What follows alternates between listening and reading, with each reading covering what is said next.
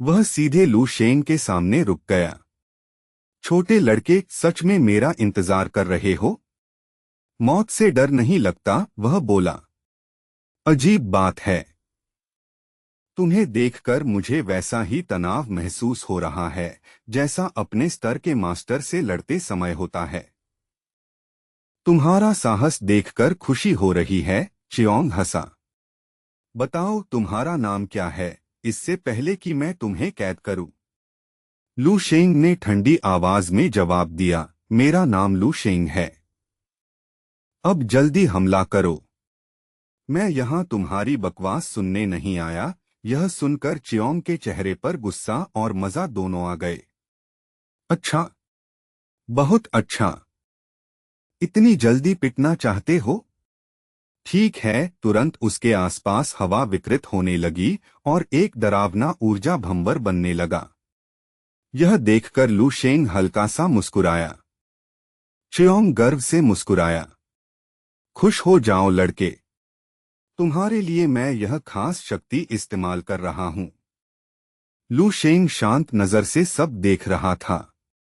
बस यही है, उसने हल्के स्वर में कहा। तुम्हारी सारी ताकत का अंतिम रूप? चियोंग हंसा, लेकिन उसके भीतर हल्का डर भी पैदा हो चुका था। क्या हुआ लड़के? डर लगने लगा, उसने कहा। तुम लेवल 9 हो, मेरे सामने कीड़े जैसे। चिंता मत करो, ज्यादा दर्द नहीं होगा। सब एक पल में खत्म हो जाएगा। चियोंग गरजा और अपनी विनाशकारी तकनीक छोड़ दी। अंतरिक्ष में एक विशाल ऊर्जा भंवर बना और उसके केंद्र में एक कृत्रिम ब्लैक होल पैदा हो गया जो सब कुछ निगलने को तैयार था। लू शेंग के माथे पर हल्का पसीना आया। यह शक्ति सच में लेवल 11 के करीब है, उसने कहा। लेकिन अगले ही पल उसका चेहरा निराश हो गया। रुको, करीब से देखो तो यह काफी कमजोर है। लू शेंग ने गहरी सांस ली। उसके शरीर की 3650 अमर कोशिकाएं एक साथ जल उठीं। तयांग डिवाइन डोमेन का तारकीय नक्शा चमक उठा। उसने मुट्ठी बांधी और उसका हाथ पिघले हुए सोने जैसा चमकने लगा। यह उसका लेवल 9 पर पहुंचने के बाद पहला पूरा ताकत वाला मुक्का था। जैसे ही मुक्का चला, अंधकार मानो मिट गया। उसकी सुनहरी मुट्ठी के आसपास विनाश की शक्ति घूम रही थी। यह प्रहार वास्तविकता की सीमा तोड़ चुका था। डिस्ट्रक्शन डोमेन आखिरकार पूरी तरह जाग उठा। चियोंग की आंखें सिकुड़ गईं। उसकी प्रवृत्ति चिल्ला रही थी, भागो। उसने हाथ उठाकर रोकने की कोशिश की। यह असंभव है। वह लेवल 9 है, लेकिन समय जैसे धीमा पड़ गया। अगले ही पल मुट्ठी उस पर गिर चुकी थी। एक पल के लिए सब शांत हो गया। चियोंग ने नीचे देखा। उसका हाथ कहाँ गया? एक ही वार में उसका पूरा हाथ अस्तित्व से मिट चुका था।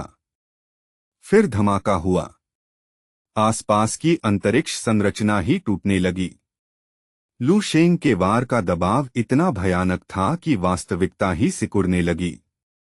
बीप बीप बीप, जहाज के अलार्म बज उठे। वाइपर ने डर से कंसोल देखा। चियोंग का लाइफ सिग्नल गायब हो चुका था। माय लॉर्ड, वह चीख उठी। सच्चाई अब साफ थी, चियोंग मर चुका था। लेवल 10 के शिखर का योद्धा एक लेवल 9 युवक के एक ही वार से खत्म हो गया। लू शेंग खुद भी एक पल के लिए हैरान रह गया। उसने अपनी सुनहरी मुट्ठी देखी। दूर चांद तक इस वार की लहर पहुंच चुकी थी और वह टूटने लगा था। लू शेंग ने सिर खुजलाया और थोड़ा शर्मिंदा दिखा। ओह, लगता है थोड़ा ज्यादा हो गया। अब मिड ऑटम फेस्टिवल पर क्या करेंगे? अगर चांद ही गायब हो गया तो सब नोटिस करेंगे, लू शेंग ने आह भरी। उसने चियोंग की ओर देखा, लेकिन वहां कुछ भी नहीं बचा था। लड़ाई इतनी जल्दी खत्म हो गई कि उसे खुद विश्वास नहीं हुआ। अभी यहाँ आखिर हुआ क्या था? उसने खाली अंतरिक्ष से पूछा। उसके अंदर एक अजीब सा अधूरापन महसूस हो रहा था। मुझे बताया गया था कि वह मुझसे कम 20 गुना ज्यादा ताकतवर है। फिर वह इतना बेबस क्यों था? मैंने तो बस एक असली मुक्का मारा और वह खत्म हो गया। जैसे हल्का सा धक्का दिया और वह गायब हो गया। असल में लू शेंग ने अपनी मौजूदा ताकत का सही अंदाजा ही नहीं लगाया था। उसका मार्शल बॉडी पूरी तरह बदल चुका था और उसका एंड्यूरिंग स्टार बॉडी अब एंड्यूरिंग स्टार सुप्रीम बॉडी में बदल गया था। 3650 अमर कोशिकाओं की दिव्य ऊर्जा के साथ उसने एक नई शक्ति प्रणाली बना ली थी, सोलर डिवाइन डोमेन का स्टार मैप, जो वंजी मार्शल दाओ के 15वें स्तर की तकनीक थी। मानसिक शक्ति इस्तेमाल किए बिना भी उसकी शारीरिक मौजूदगी अब लेवल 10 पर पूरी तरह हावी हो सकती थी। जब मैं सिर्फ 8वें स्तर पर था, तब भी मैं लेवल 10 एज योर गॉड से लड़ सकता था, लू शेंग ने सोचा। अब जब मैं 9वें स्तर पर पहुंच चुका हूं और अपनी नींद फिर से बना ली है, तो एक लेवल 10 को एक ही बार में खत्म करना तो बिल्कुल सामान्य होना चाहिए। लगता है अब किसी भी स्तर का दुश्मन हो, एक मुक्का ही काफी है। जैसा मैंने सोचा था। मेरे दुश्मन कमजोर नहीं हैं, लू शेंग ने उंगलियां मोड़ते हुए कहा। बस मैं ही इस स्तर की लड़ाइयों के लिए बहुत ज्यादा ताकतवर हो चुका हूं। लू शेंग पूरी तरह बदल चुका था। उसने एक ही छलांग में इंसानी सीमाओं को पार कर लिया था। अगर इतनी ताकत के बाद भी वह सितारों को पकड़ने या चांद को थामने की ताकत न रखता, तो उसकी साधना बेकार होती। उसने पीछे मुड़कर चांद की टूटी सतह की ओर देखा। लू शेंग ने तुरंत फैसला कर लिया। घर जाने से पहले यह गड़बड़ ठीक कर देता हूं। अगर मेरी वजह से मिड-ऑटम फेस्टिवल पर चांद ही टूट जाए तो अच्छा नहीं लगेगा। उसने ध्यान केंद्रित किया और टूटे टुकड़ों पर अपना इरादा लगाया। उसने मानसिक ऊर्जा की एक सटीक धारा चांद के तैरते टुकड़ों की ओर भेजी। धीरे धीरे वे टुकड़े फिर से एक दूसरे की ओर खींचने लगे। कुछ ही देर में वे वापस जुड़ने लगे। बस इतना काफी है, उसने संतुष्टि से कहा। अब चांद फिर से ठीक लग रहा था। कम से कम ग्रह की सतह से देखने पर कोई फर्क नहीं दिखेगा। अचानक लू शेंग के भीतर चेतावनी सी चमकी। दूर काले स्पेसशिप से एक भयानक बैंगनी ऊर्जा बीम निकलकर सीधे उसकी ओर आ रही थी।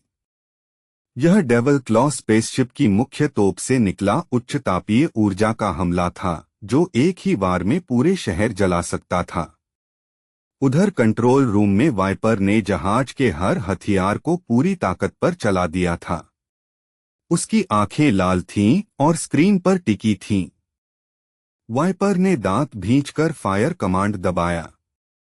यह लेवल 11 एनर्जी कैनन का पूरा आउटपुट है, उसने कहा। देखते हैं अब कैसे बचते हो।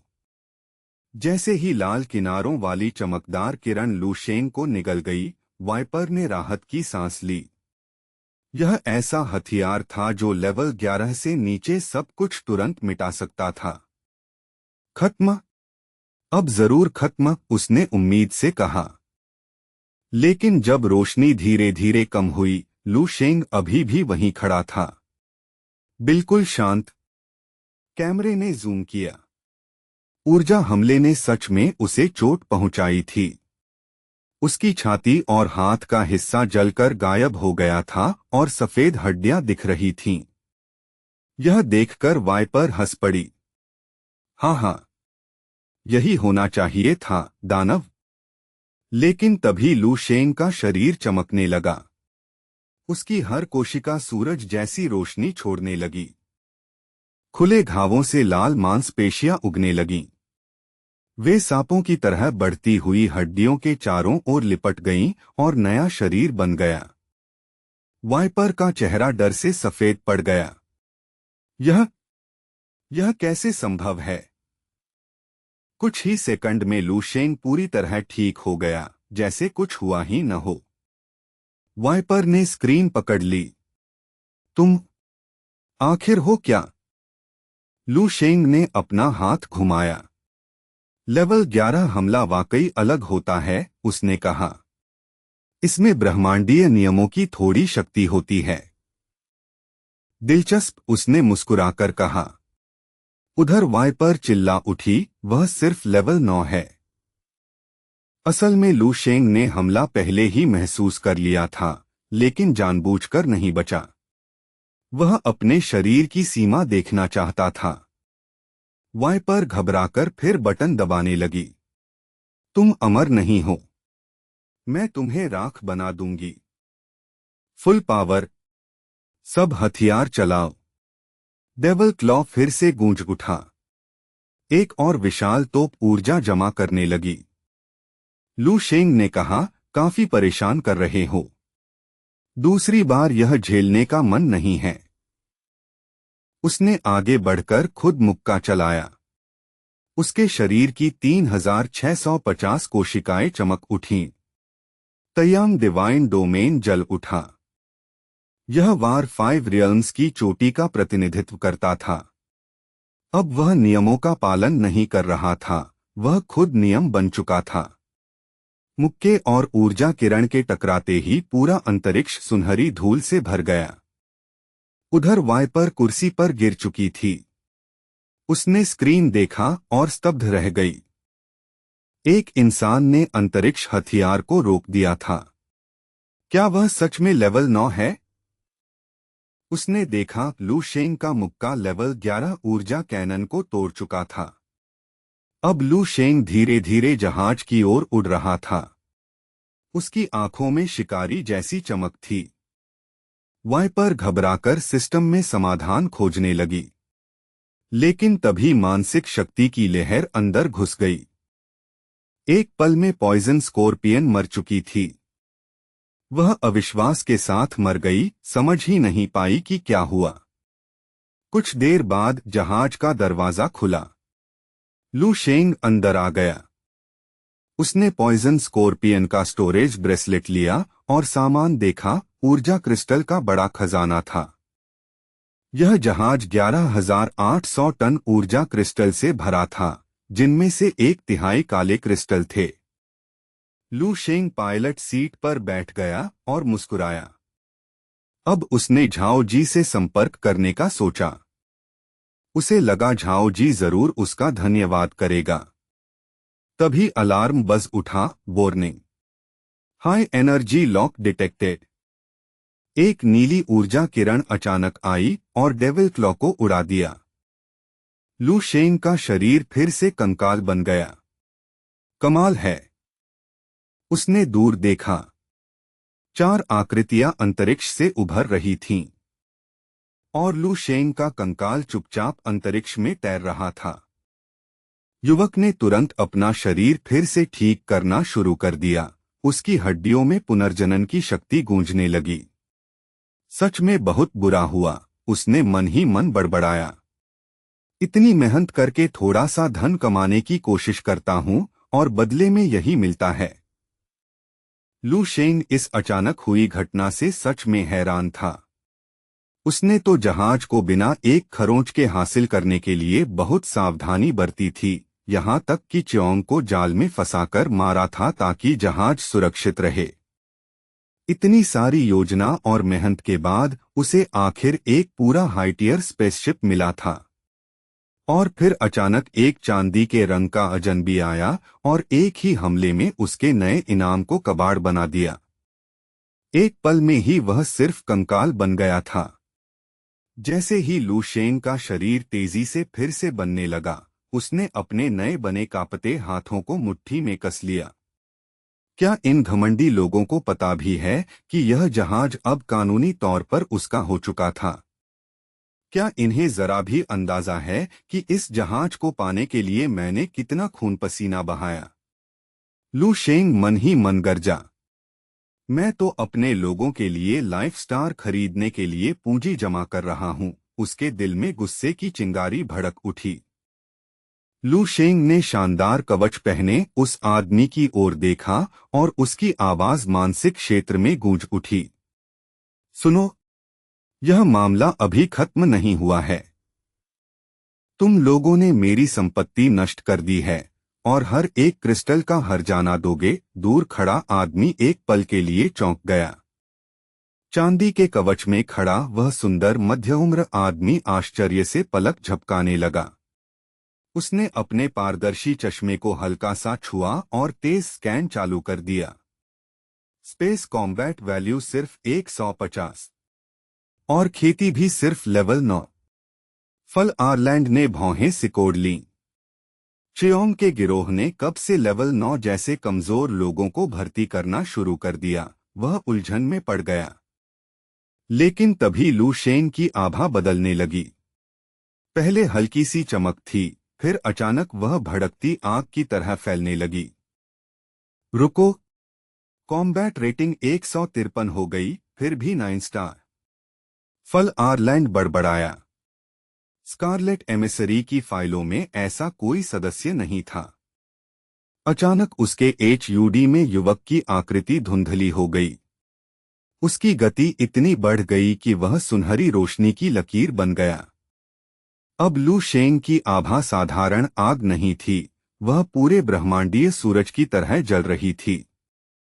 फल आरलैंड ने देखा कि कॉम्बैट रेटिंग तेजी से बढ़ने लगी। 153, फिर 1000 के पार। क्या वह चौंक गया? 9 स्टार होकर भी 1000 से ज्यादा। लेकिन संख्या रुकने का नाम ही नहीं ले रही थी। कुछ सेकंड में ही यह हजारों पार करके 10,000 तक पहुंच गई। 10,000 से ऊपर? यह असंभव है। फल आरलैंड चिल्लाया। Combat rating 40,000। 50,000। 90,000। सुनहरी रोशनी इतनी तेज हो गई कि अंतरिक्ष तक मुड़ने लगा। फिर एक पल के लिए संख्या 1 मिलियन से ऊपर चली गई और सिस्टम फेल हो गया। रेटिंग 0 हो गई। System error. तभी सुनहरी रोशनी उसके सामने आकर रुक गई और लू शेंग ने मुक्का उठाया। फल आरलैंड पूरी तरह हिल गया। 9 स्टार होकर लिमिट तोड़ने वाली रेटिंग। लू शेंग के मुक्के से अंतरिक्ष ही सिकुड़ने लगा। उसके चारों ओर 28 सुनहरे सूरज प्रकट हुए। Ancient 5 quarters heaven and earth divine furnace. लू शेंग गर्जा, तुमने मेरा स्पेसशिप नष्ट कर दिया। अब तुम्हें इसकी कीमत चुकानी पड़ेगी। 28 सूरज फल आरलैंड के चारों ओर घूमने लगे। धम! 28 सूरजों की गर्मी से अंतरिक्ष पिघलने लगा। फल आरलैंड ने तलवार घुमाई और 3 सूरज काट दिए। फल आरलैंड वहीं खड़ा रहा, उसकी आभा से अंतरिक्ष तक कांप रहा था। लेकिन उसके दिल में डर पैदा हो गया। इस लड़के को रोकने के लिए मुझे पूरी ताकत लगानी पड़ रही है। उसने दांत पीस लिए। तुम घटिया कीड़े! फल आरलैंड चिल्लाया। लू शेंग के शरीर में अभी भी हेवन एंड अर्थ रूल्स का एक भी निशान नहीं था।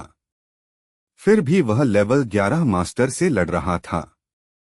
फल आरलैंड ने अपनी अंतिम चाल तैयार की। दोनों रोशनी की तरह टकराए। जब रोशनी कम हुई, लू शेंग खड़ा था। तो यह है लेवल 11 की असली ताकत। लेकिन क्या हुआ? उसने शांत स्वर में कहा। फिर भी तुम्हें मेरे जहाज का नुकसान भरना पड़ेगा। यह कहते ही उसकी आंखों का रंग बदल गया। अब वह मार्शल गॉड अवस्था में था। फल आरलैंड का वार उसकी आभा में सिर्फ आधा मीटर ही घुस पाया। लू शेंग ग्रे आग में घिरा हुआ आगे बढ़ा।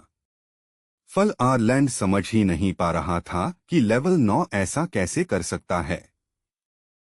लू शेंग के मुक्के पर 30 छोटे ग्रह सिकुड़कर 3 पैरों वाले गोल्डन क्रो का रूप लेने लगे।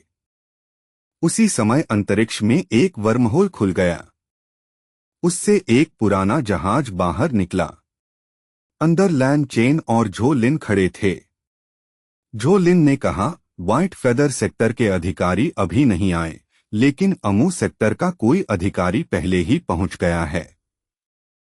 लैन चेन खुश हो गया तो लू शेंग बच गया। उन्होंने जहाज तेजी से आगे बढ़ाया। जल्द ही उन्होंने एक विशाल युद्धपोत देखा। लैन चेन दंग रह गया। टियर 12 प्रशासनिक युद्धपोत। झो लिन हंस पड़ा। अगर तुम लेवल 11 बन जाओ तो शायद तुम्हें भी ऐसा मिल जाए। तभी अचानक ऊर्जा की एक भयानक लहर पूरे क्षेत्र में फैल गई। झटके इतने तेज थे कि दूर होने के बावजूद उनका जहाज हिल गया। लैन चेन चिल्लाया, यह साधारण लड़ाई नहीं, यह टियर 11 का डेथ मैच है। झो लिन ने स्कैनर चालू किया और कहा, सिस्टम मलबे का विश्लेषण कर रहा है।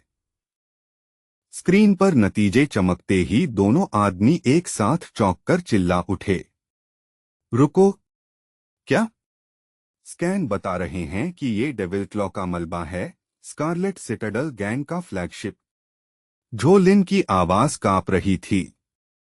ये जहाज सिर्फ निष्क्रिय नहीं हुआ, इसे तो सबएटॉमिक कणों तक कुचल दिया गया है।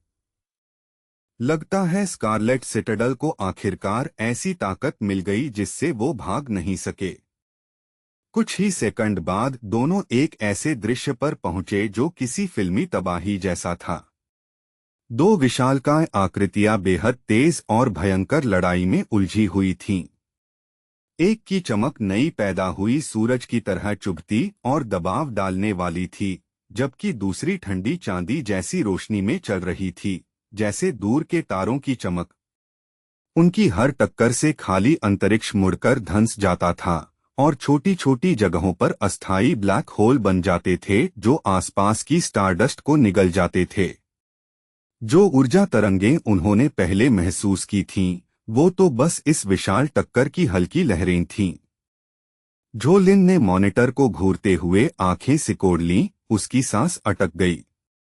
वो जो सिल्वर कॉम्बैट आर्मर पहने हुए है और रूल ब्लेड इस्तेमाल कर रहा है, वो अमू सेक्टर का एनफोर्सर होना चाहिए। लेकिन वो किससे लड़ रहा है? वो और पास झुक गया, चेहरे पर गहरा अविश्वास था। आखिर कौन होगा जिसके पास इतनी ताकत है कि वो एक एनफोर्सर को बराबरी पर रोक सके? दोनों योद्धा एकदम विपरीत लग रहे थे। एनफोर्सर का लॉ एनफोर्समेंट का निशान पवित्र और प्रतिष्ठित रोशनी में चमक रहा था, जिससे उसकी रैंक और अधिकार साफ दिख रहे थे। लेकिन उसका विरोधी एक बेहद खूबसूरत जवान आदमी था। उसकी हल्की ग्रे आंखें ठंडी राख जैसी शांत और बेरहम थीं, मगर उसका पूरा शरीर सूरज जैसी चमक से धड़क रहा था, मानो तारों को भी चुनौती दे रहा हो। लू शेंग की मुट्ठियों में ऐसी दबंग और अत्याचारी ताकत भरी थी जैसे पूरी आकाशगंगा में उसका कोई मुकाबला ही न हो। लेकिन उन क्रूर हमलों के अंदर एक अद्भुत और जटिल संरचना भी थी। उसकी हरकतें ग्रहों की भव्य गुरुत्वीय परिक्रमा जैसी लग रही थीं, सुंदर, रहस्यमय और बिल्कुल सटीक। हालांकि उसकी कच्ची ऊर्जा तकनीकी तौर पर टियर 11 एनफोर्सर से कम थी, लेकिन उसकी जबरदस्त तकनीक और शरीर की जबरदस्त मजबूती तलवार चलाने वाले अधिकारी को शर्मनाक तरीके से पीछे हटने पर मजबूर कर रही थी। फल आर्लैंड लगातार बचने की कोशिश कर रहा था। उसकी चालें बिखरती जा रही थीं क्योंकि वो लड़के के नंगे हाथों के हमले में कोई मौका ही नहीं ढूंढ पा रहा था। झो लिन बस मुंह खुला छोड़कर देखता रह गया। उसकी आवाज फुसफुसाहट से भी धीमी थी। वो सुनहरी आकृति, वो साफ तौर पर स्कारलेट सिटाडल के डाकुओं में से नहीं है, लेकिन उसकी ताकत डरावनी है। उसकी लड़ाई की क्षमता सिर्फ टियर 11 लॉ एनफोर्सर के बराबर नहीं है, वो तो उसे दबा रहा है। क्या ऐसा इंसान सच में स्पेस पायरेट्स से जुड़ा हो सकता है? ये बिल्कुल समझ में नहीं आता। अपनी इज्जत बचाने की कोशिश में फल आर्लैंड ने अपनी तलवार को कसकर पकड़ लिया। उसकी सिल्वर आर्मर पर डिफेंसिव वार्ड चमक उठे। बस, बहुत हो गया ये बदतमीजी। अब ये झेलो, वो गरजा और पूरे सेक्टर को चीर देने वाला हमला छोड़ने की तैयारी करने लगा। लेकिन एनफोर्सर बहुत धीमा था। उसकी तलवार अभी चलनी भी शुरू नहीं हुई थी कि लू शेंग का विशाल हाथ सुनहरे शिकंजे की तरह आगे बढ़ा और सीधे फल आर्लैंड के हेलमेट वाले सिर को पकड़कर उसकी गति वहीं रोक दी। बिना एक पल गवाए लू शेंग ने बेहद तेज और लगातार छोटे छोटे विस्फोटक घूंसों की बारिश कर दी। हर वार में पहाड़ जैसा वजन था। एक के बाद एक प्रहार एनफोर्सर की सिल्वर बैटल सूट पर पड़ते गए, यहाँ तक कि झटके उस मजबूत मिश्र धातु को पार करके सीधे उसके अंदरूनी अंगों तक पहुंचने लगे। कुछ ही सेकंड में प्रतिष्ठित टियर 11 एनफोर्सर को पूरी तरह एक तरफा पिटाई झेलनी पड़ी। वो लू शेंग की पकड़ में ढीला लटक गया, ठीक से सांस भी नहीं ले पा रहा था। उसके मुंह से गाढ़ा लाल खून निकलने लगा और हेलमेट की दरारों से रिसकर बाहर आने लगा। लू शेंग ने ठंडी तिरस्कार भरी एक छोटी सी हूं की आवाज निकाली। फिर उसने पकड़ छोड़ दी और चेहरे को दूसरी ओर घुमा लिया, जैसे ये लड़ाई उसके लिए बस कोई मामूली काम थी। लैन चेन स्क्रीन पर रिकॉर्डिंग देख रहा था और उसके दिमाग में अजीब सी पहचान की भावना उठ रही थी। वो उस जवान और खूबसूरत आकृति को ध्यान से देखता रहा, याद करने की कोशिश करता रहा कि ये योद्धा कौन है। लेकिन उसकी ताकत इतनी अविश्वसनीय थी कि उसे अपनी ही यादों पर शक होने लगा। झो लिन मुड़ा ताकि लैन चेन से पूछ सके कि क्या वो उस सुनहरे योद्धा को पहचानता है। लेकिन उसने देखा कि उसका साथी बिल्कुल जड़ होकर खड़ा है, आंखें स्क्रीन पर टिकी हुई हैं। लैन चेन के चेहरे पर एक अजीब सा भाव था, डर, हैरानी और दिमाग के पूरी तरह उलझ जाने का मिलाजुला रूप। वो वही है, लैन चेन हकलाया। उसकी आवाज मुश्किल से सुनाई दे रही थी। फिर अचानक उसने खुद के चेहरे पर जोरदार थप्पड़ मार दिया। झो लिन घबराकर पीछे कूद गया। तुम कर क्या रहे हो? क्या तुम्हारा दिमाग सच में खराब हो गया है? लैन चेन आगे बढ़ा और झो लिन के हाथ पकड़ लिए। तुम भी मुझे मारो, जितनी जोर से मार सकते हो उतनी जोर से। मुझे पूरा यकीन है कि मैं किसी अजीब बुखार वाले सपने में फंस गया हूं। झो लिन पलके झपकता रह गया। तुम सच बोल रहे हो? क्या उन ऊर्जा तरंगों ने तुम्हारा दिमाग खराब कर दिया है? मुझे तो समझ ही नहीं आ रहा तुम क्या कर रहे हो। लैन चेन की आंखें घबराहट में इधर उधर दौड़ने लगीं। वो खुद से बुदबुदाया, आवाज कांप रही थी। शायद सच में। मुझे लग रहा है मेरी समझदारी हाथ से निकल रही है। जो मैं देख रहा हूं वो असली हो ही नहीं सकता। झो लिन ने आंखें संकरी कीं। थोड़ी देर सोचने के बाद उसने तय किया कि वो अपने साथी की मांग पूरी करेगा। उसने अपनी मांसपेशियां कस लीं और एक तेज बैकहैंड थप्पड़ लैन चेन की ओर मारा।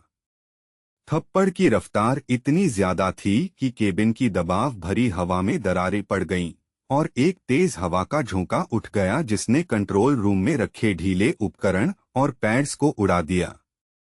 लैन चेन इस हिंसक वार के लिए बिल्कुल तैयार नहीं था। टक्कर से ठीक पहले उसकी आंखें हैरानी से फैल गईं। धप्पड़! थप्पड़ सीधे उसके चेहरे पर पड़ा और वो घूमता हुआ पीछे जा गिरा। वो पूरे ब्रिज के पार उड़ता हुआ गया और जोरदार धातु की आवाज के साथ अंदरूनी दीवार तोड़कर सब कॉरिडोर में जा गिरा। कुछ सेकंड तक पूरा कमरा शांत रहा। फिर लैन चेन घिसटता हुआ वापस ब्रिज में आया, एक हाथ से अपने सूजे हुए गाल को पकड़े हुए। झो लिन, वो भारी आवाज में बोला। उसकी नजर अपने दोस्त पर टिकी थी और आंखों में दबा हुआ गुस्सा जल रहा था। झो लिन ने पूरी शांति से अपनी कफ्स ठीक कीं। उसके चेहरे पर बिल्कुल भी पछतावा नहीं था।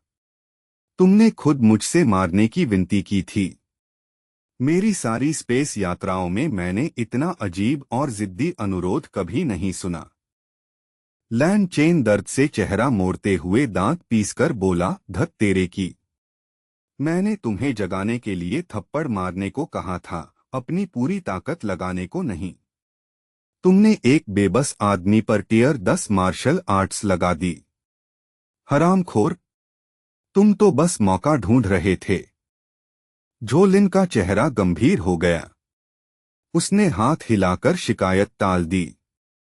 अपने नीले पड़े गालों की कहानी बंद करो। जल्दी बताओ, अभी तुम पागलों जैसा क्यों व्यवहार कर रहे थे?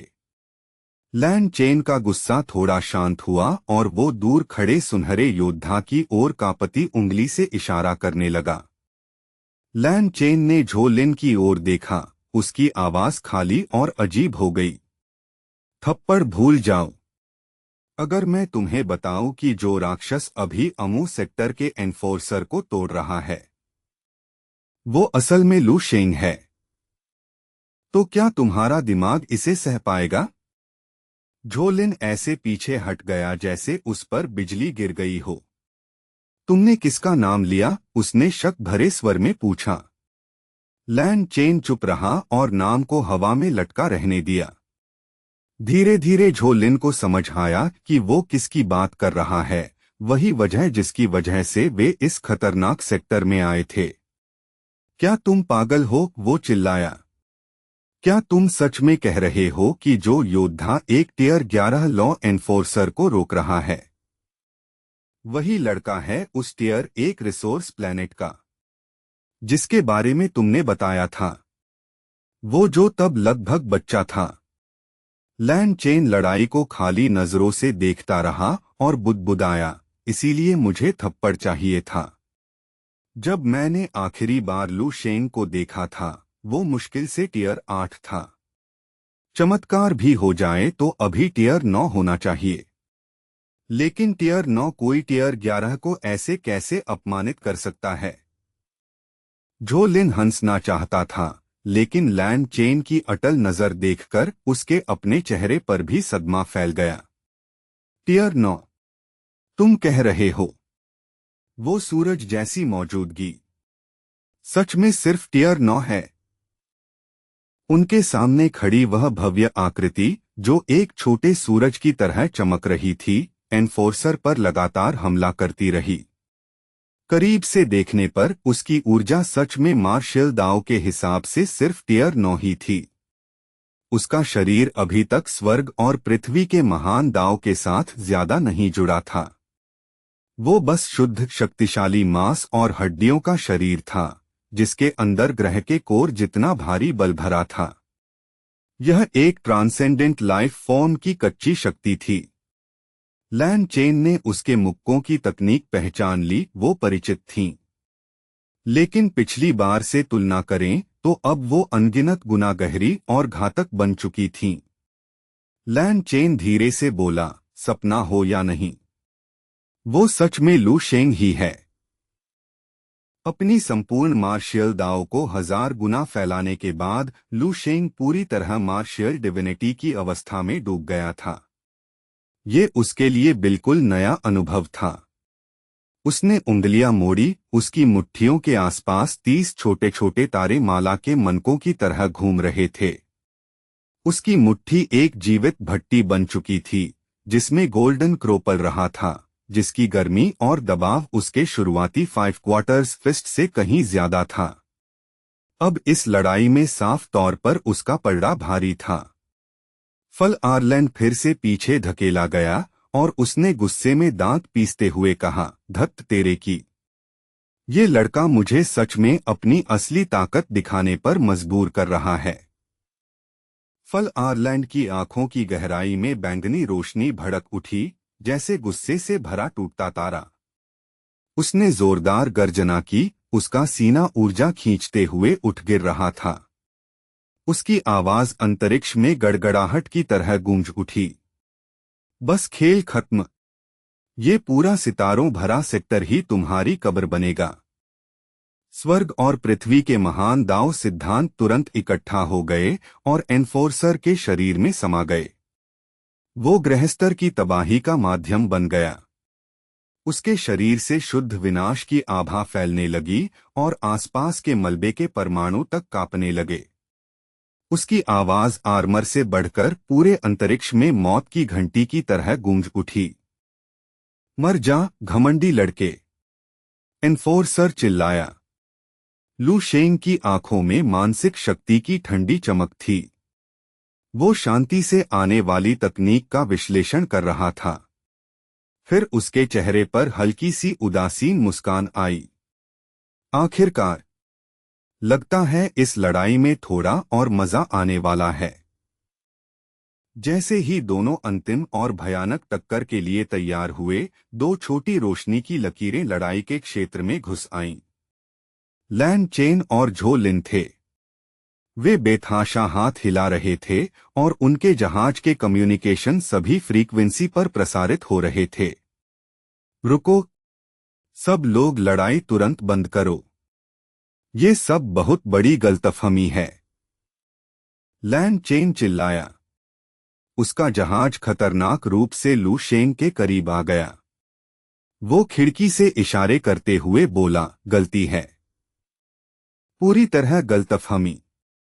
लू शेंग रुका और थोड़ी झुंझलाहट के साथ उनकी ओर देखने लगा, क्योंकि अब वो घुसपैठियों को पहचान चुका था। तुम कर क्या रहे हो? लैन चेन ने धीरे से कहा, जबकि झो लिन ने प्राथमिक चैनल से एनफोर्सर को कॉल किया। लॉर्ड एनफोर्सर, सर, कृपया रुक जाइए। ये युवक स्कारलेट सिटाडेल के पायरेट्स का सदस्य नहीं है। ये एज़्योर ग्रह का मूल निवासी है, जो अभी आपकी स्कैन रेंज में ही मौजूद है। उसी समय फल आरलैंड के अंदरूनी कम्युनिकेशन सिस्टम से एक साफ स्वचालित आवाज आई। सर, बायोमेट्रिक और सिग्नल स्रोत की तुलना हो चुकी है। पहचान की पुष्टि हो गई है। ये वास्तव में एज़्योर टिम्बरस्टार क्षेत्र का नामित चैंपियन है। फल आरलैंड ने अपनी तलवार थोड़ा नीचे कर ली, उसकी सांस भारी हो रही थी। क्या तुम्हें पूरा यकीन है? उसने तनाव भरी आवाज में पूछा। क्या तुम कह रहे हो कि लू शेंग नाम का ये युवक वास्तव में A28462 श्रेणी के नीले ग्रह का पंजीकृत निवासी है? 13वीं बार भी जहाज के कंप्यूटर ने वही पुष्टि दी। फल आरलैंड ने धीरे से सिर हिलाया। उसके दांत दर्द और अविश्वास के बीच भींचे हुए थे। एक निम्न स्तर के रिसोर्स प्लैनेट पर जन्मा मूल निवासी, लेकिन उसके पास शीर्ष स्तर का ट्रांसेंडेंट लाइफ फॉर्म शरीर है। फल आरलैंड बुदबुदाया। वो टियर 9 पर होते हुए भी टियर 11 मास्टर का सामना कर रहा है, और उसने कम से कम 2 अलग अलग दांव सिद्धांतों में महारत हासिल कर ली है। ये तो पूरी तरह पागलपन है। एनफोर्सर की ठंडी शांति गायब हो गई थी। अब उसके चेहरे पर सिर्फ शुद्ध हैरानी थी। उसके दिल में ऐसा लग रहा था जैसे एक साथ 100 तारे फट गए हों, और वो लू शेंग को नए और डर भरे सम्मान के साथ देख रहा था। लेकिन फल आरलैंड के दिल में फटे उन 100 तारों की गर्मी विनाश की नहीं थी, वो असीम खुशी की लहर थी। यह गहरी प्रसन्नता उसकी आत्मा में फैल गई और उसकी पेशेवर दूरी को पूरी तरह बहा ले गई। उसने लू शेंग की ओर गहरी नजर से देखा। उसके होठों पर एक पतली गणनात्मक मुस्कान थी, क्योंकि उसके दिमाग में अब सैनिक कर्तव्य से कहीं अलग योजनाएं बनने लगी थीं। अब फल आरलैंड की नजर में यह युवक सिर्फ इंसान नहीं था, वो एक अनछुआ खजाना था, ऐसा जैविक चमत्कार जिसे आकाशगंगा ने शायद ही कभी देखा हो। उसकी नजर में लू शेंग की संभावनाएं सैकड़ों संसाधन समृद्ध जीवन ग्रहों से भी ज्यादा कीमती थीं। अब एनफोर्सर का मिशन साफ था, उसे इस खजाने पर पूरा अधिकार सुरक्षित करना होगा, इससे पहले कि दूसरी शक्तियां इसकी खबर पाएं। लू शेंग को हर हाल में उसके नियंत्रण में रहना होगा। अपना संकल्प मजबूत करते हुए फल आरलैंड ने चेहरा संभाला और आगे बढ़ा। नमस्कार। अब जब लड़ाई की गर्मी ठंडी हो चुकी है, तो मुझे कानून के प्रतिनिधि के रूप में अपना औपचारिक परिचय देने दीजिए। उसकी आवाज शांत अंतरिक्ष में गूंज उठी। उसने बराबरी वाला पेशेवर अंदाज अपनाया जो उसकी रैंक के एनफोर्सर के लिए दुर्लभ था। मैं फल आर्लैंड हूँ, अमूस्टार रीजन के विशेष एनफोर्समेंट डिपार्टमेंट का उच्च स्तरीय लॉ एनफोर्सर। आपसे मिलना मेरे लिए सम्मान की बात है, लू शेंग। लू शेंग ने हल्का सा सिर हिलाया। मुझे भी खुशी हुई, एनफोर्सर फल आर्लैंड। हर दिन किसी आपके स्तर के व्यक्ति से मुलाकात नहीं होती। हालांकि बातचीत सभ्य थी, लेकिन लू शेंग का ध्यान तुरंत अपने टूटे हुए लूट के ढेर पर चला गया। वो अपनी मेहनत की चीज यूं ही बर्बाद होने नहीं देने वाला था। हल्की व्यंग्य भरी मुस्कान के साथ उसने कहा, फल आर्लैंड, ऐसा मत समझिए कि अच्छा परिचय होने से मामला खत्म हो गया। उस जहाज को उड़ाने का नुकसान आपको भरना पड़ेगा। उसे हासिल करने के लिए मैंने काफी मेहनत की थी। अब तक लू शेंग को स्थिति समझ आ चुकी थी। वो चमकदार सिल्वर सफेद जहाज कोई पायरेट जहाज नहीं था, बल्कि क्रिम्सन पायरेट्स को खत्म करने भेजा गया क्रूजर था। असल में वो अंतरिक्ष पुलिस जैसे थे और फल आर्लैंड उनके प्रमुख अधिकारी थे। इस नजरिए से देखें तो डेविल क्लॉ को उड़ाना उनका सामान्य ऑपरेशन था, जबकि लू शेंग का पलटकर हमला करना कानून के हिसाब से शायद गिरफ्तारी का विरोध या अधिकारी पर हमला माना जा सकता था। लेकिन लू शेंग इन कानूनी बारीकियों से ज्यादा परेशान नहीं था। उसे आकाशगंगा के कानूनों का क्या पता। उसे तो ये भी नहीं पता था कि starry sky law enforcement department क्या होता है, और न ही उसे आम गैलेक्सीय भाषा ठीक से आती थी। उसके दिल में वो अब भी बस एक मेहनती स्टारी स्काई किसान था जो अपने खेत को कीड़ों से बचाता है और मेहनत से थोड़ा मुनाफा कमाने की उम्मीद रखता है। अगर उसे उनके जटिल कानूनों की जानकारी ही नहीं थी तो थोड़ी बहुत रक्षात्मक हिंसा के लिए उसे कैसे दोषी ठहराया जा सकता है। एक हल्की उदासी की लहर उस पर छा गई। उसने अपनी जिंदगी अपने ग्रह पर मार्शल आर्ट्स के शिखर तक पहुंचने में लगा दी थी, लेकिन अब उसे एहसास हुआ कि इस विशाल ब्रह्मांड में वो बस एक अनपढ़ देहाती जैसा है। ये एहसास विनम्र भी था और थोड़ा भावुक भी कि वह अपने ही ब्रह्मांड में एक अजनबी था। फल आर्लैंड फिर बोला, उसकी आवाज प्रोत्साहित करने वाली और रणनीतिक रूप से गर्म थी। अमूस्टार रीजन में क्रिम्सन पायरेट्स के खिलाफ इस अभियान में आपका योगदान बेहद महत्वपूर्ण है। मैं फेडरेशन को एक विस्तृत रिपोर्ट भेजूंगा ताकि आपको सर्वोच्च सम्मान और इनाम मिल सके। लेकिन इतना बड़ा पुरस्कार प्रोसेस करने के लिए आपको हमारे साथ अमूस्टार रीजन फेडरेशन की प्रशासनिक राजधानी तक चलना होगा। फेडरेशन के मुख्य तारे पर जाने की बात सुनकर लू शेंग थोड़ा सोच में पड़ गया।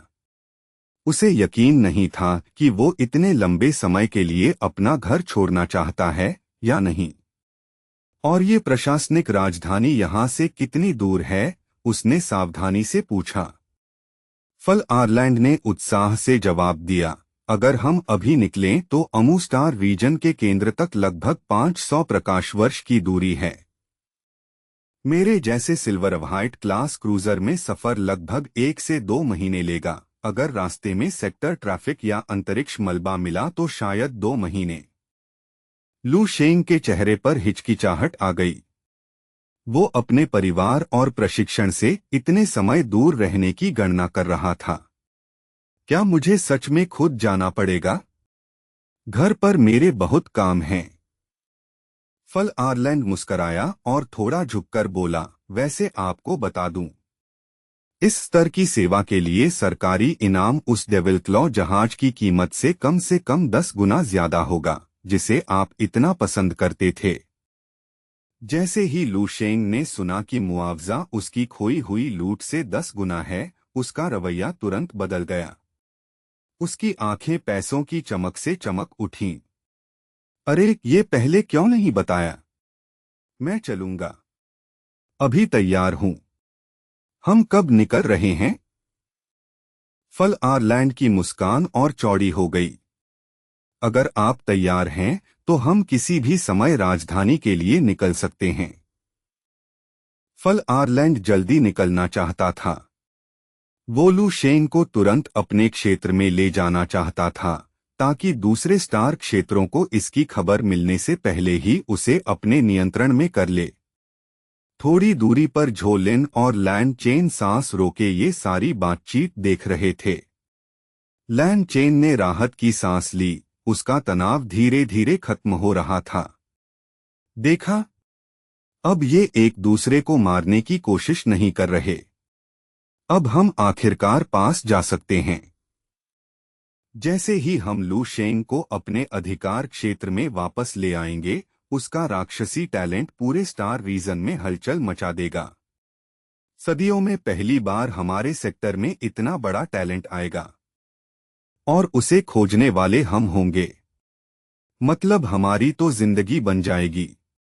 लैन चेन की आवाज उत्साह से ऊंची हो गई। झोलिन, क्या तुम्हें लगता है कि हमें खुद स्टार रीजन चेयरमैन से मिलने का मौका मिलेगा? जरा सोचो, मेडल, प्रतिष्ठा, फंडिंग, वो पूरी तरह अपने सुनहरे भविष्य के सपनों में खो गया था। लेकिन तभी उसके सपनों को उसके साथी की धीमी और भारी आवाज ने तोड़ दिया। लैन चेन, बस करो। तुम इस स्थिति को लेकर बहुत ज्यादा आशावादी हो। लैन चेन चौंककर होश में आया और झो लिन के गंभीर चेहरे को देखकर हैरान रह गया। बहुत ज्यादा आशावादी? लैन चेन ने भौहें चढ़ाते हुए कहा। क्या तुम कह रहे हो कि लू शेंग उतना खतरनाक टैलेंट नहीं है जितना हम सोच रहे हैं? अरे भाई, उस आदमी ने लेवल 9 ताकत से लेवल 11 एनफोर्सर को अपमानित कर दिया। और क्या सबूत चाहिए? नहीं, मुझे उस लड़के की प्रतिभा पर जरा भी शक नहीं है, झोलिन ने धीरे से सिर हिलाते हुए कहा।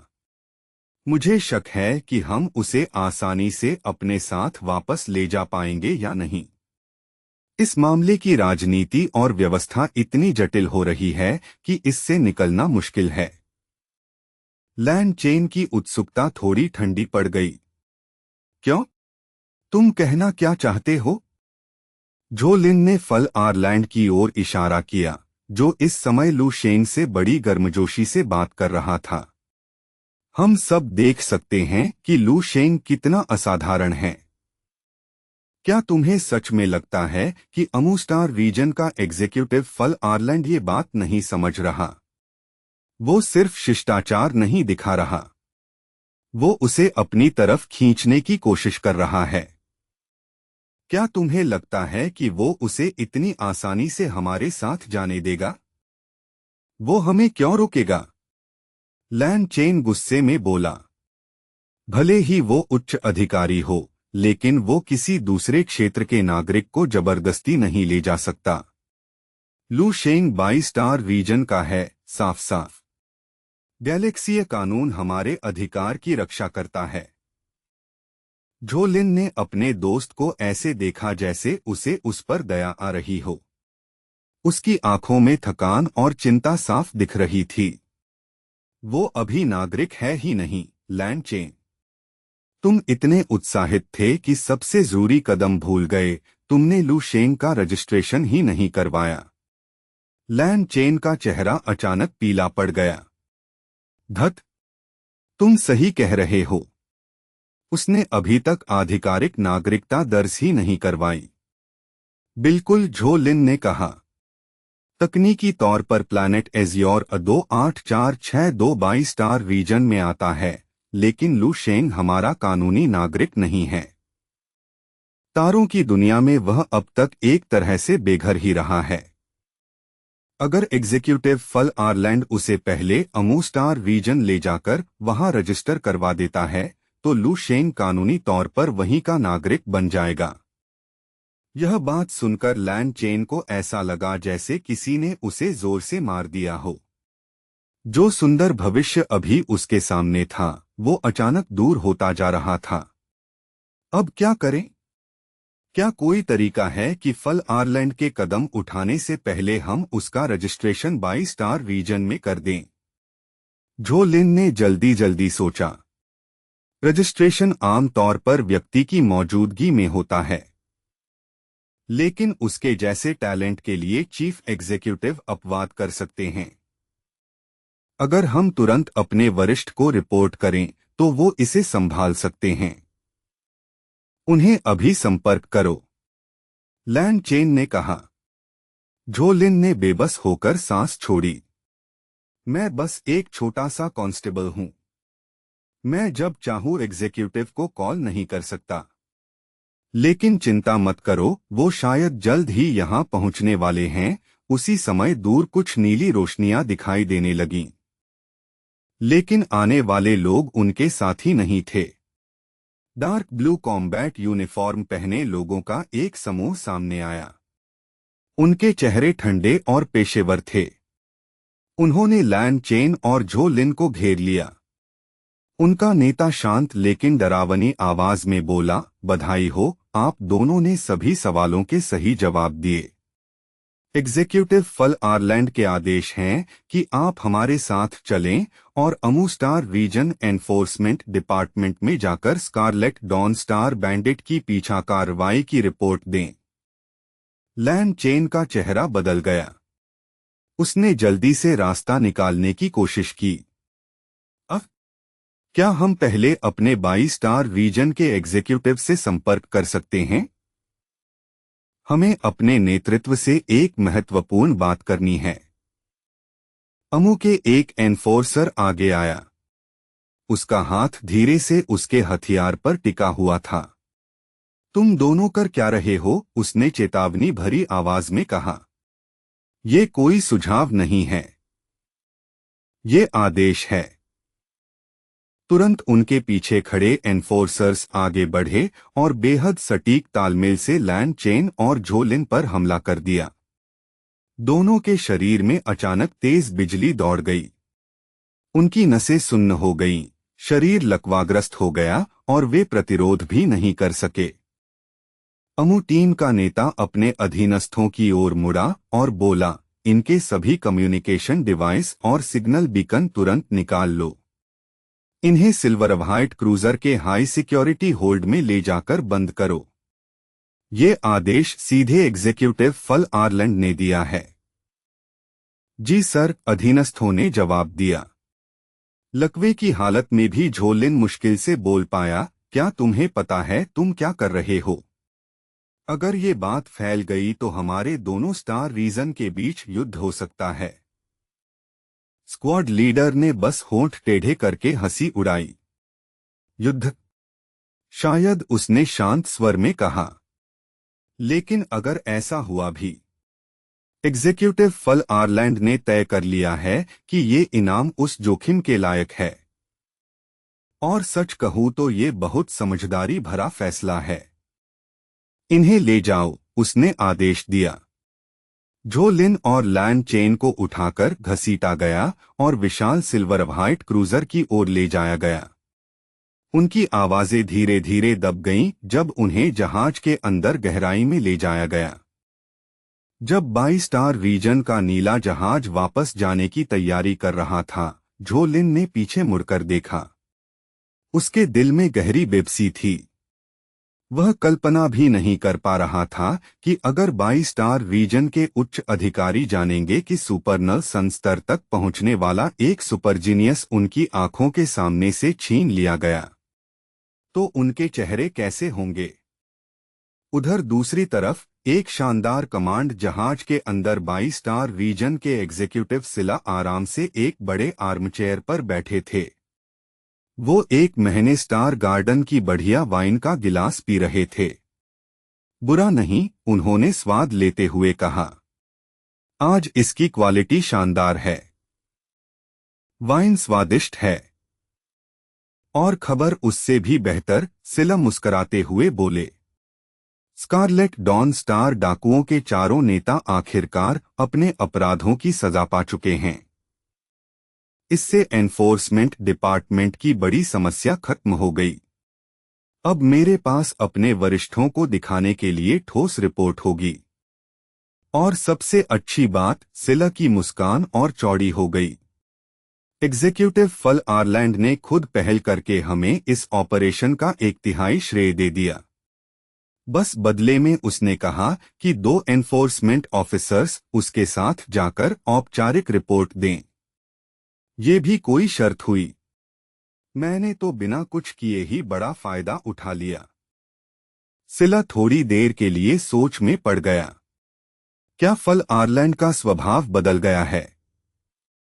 मुझे उम्मीद नहीं थी कि वो इतना उदार होगा। मुझे याद है एक बार उसने ब्लैक टावर स्टार रीजन से सिर्फ एक छोटे से मेरिट के लिए तलवार खींच ली थी। उसने फिर से वाइन का घूंट लिया और जल्दी ही ये बात भूल गया। आखिर श्रेय का हिस्सा मिल रहा है, यही काफी है। वैसे भी सिला ऐसा आदमी था जिसे छोटे मोटे विवरणों की परवाह नहीं होती थी। उसी समय चमकदार फर्श पर कदमों की साफ आवाज गूंजने लगी। 22 स्टार रीजन विभाग की एक बेहद आकर्षक महिला अधिकारी अंदर आई। उसने झुककर धीरे से कहा, मेरे स्वामी, अमू स्टार रीजन ने संदेश भेजा है। वे कह रहे हैं कि इस ऑपरेशन की रिकॉर्डिंग हमें भेजने में थोड़ा समय लगेगा। आधा अधूरा स्ट्रीम भी नहीं। सिला ने भौहें सिकोड़ लीं। उसे समझ नहीं आ रहा था कि फल आयरलैंड क्या खेल खेल रहा है। स्कारलेट डॉन डाकुओं के सभी सदस्य मारे जा चुके हैं, यह बात फल आयरलैंड ने ही बताई थी। एक संयुक्त ऑपरेशन में भाग लेने वाले अधिकारी के रूप में युद्ध रिकॉर्डिंग देखना सामान्य प्रक्रिया थी।